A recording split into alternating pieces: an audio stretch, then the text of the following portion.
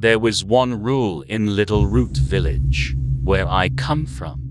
Don't talk to Mary, ever. Why? For one thing, she looked nothing like the other women. Mary was short and dressed shabbily, even though there was a fine tailor in town.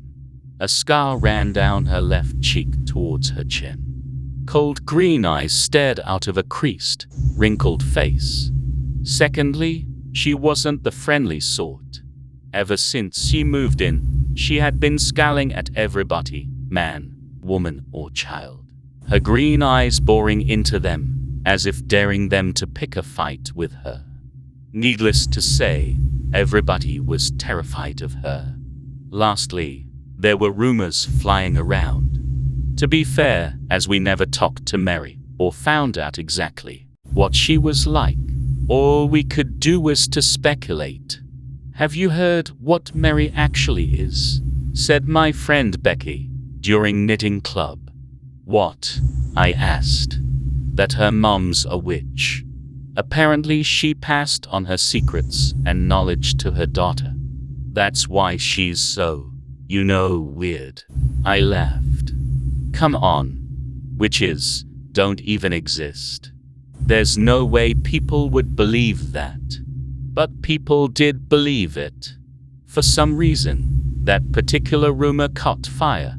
That was the reason for the candy-colored smoke puffing out of her house, they said. Because she was a witch. And soon, rumor became truth.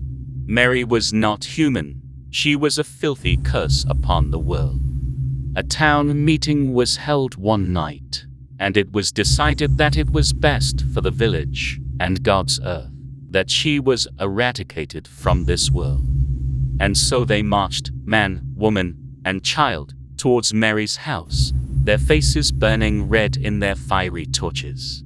Mary came out, I think, held her hands up in surrender, whispered words of prayer. Fear danced in her emerald green eyes. But the mob yelled and threw their torches towards her and her house, and as soon as the sparks touched the straw, it caught fire. Flames rolled across the roof and licked the walls. Some were bold enough to throw their torches at Mary herself, and she lit up like a human torch. Her agonizing screams penetrated the night. When it was all over, there was nothing left. Everybody swept up the ashes the next morning and considered it a job well done. Then people started waking up weeks later with full stomachs, and their hands melted into hooves. Some were bent forward, barely speaking English. Others were covered in fur and sprouted horns. Husbands hollered and wives wailed, but everybody agreed that for some reason, the humans turned animals were plump and juicy. So feasts and barbecues were held every night, and the food was delicious.